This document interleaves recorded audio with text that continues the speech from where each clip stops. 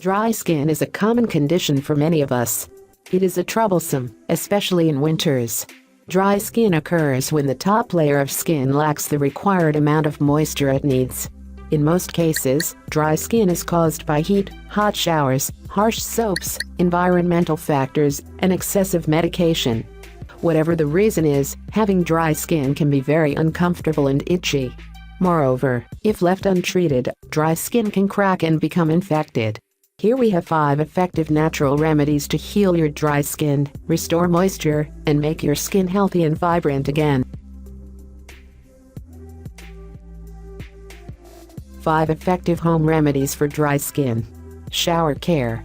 Ensure to shower with warm water instead of hot water. Too much hot water on the skin dry up the natural oils in the skin instantly. Also, make sure that the time taken for a shower is short. Use soaps and face washes that are gentle for your skin. After shower, pat dry yourself with a towel instead of rubbing, and remember to moisturize. This will keep your skin soft and supple. Petroleum jelly.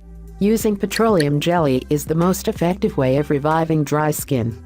Petroleum jelly is also known as mineral oil that covers the skin in a protective layer. It traps moisture underneath and helps to heal dry, irritated skin patches. Sunflower seed oil. Sunflower seed oil is high in vitamin E, A, C, D, and essential antioxidants, and can be applied directly to the skin. This oil helps retain moisture, protect the collagen and elastin in the skin, treat dry skin, and even prevent the premature signs of aging. Oatmeal bath. Take an easy oatmeal bath to calm your skin. Adding a cup of oatmeal to a warm bath can naturally rehydrate your dry skin. The oat product itself is soothing, and it helps your skin retain moisture from the bath water. Milk.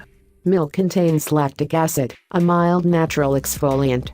Apply some milk on your skin for 5 to 10 minutes at a time.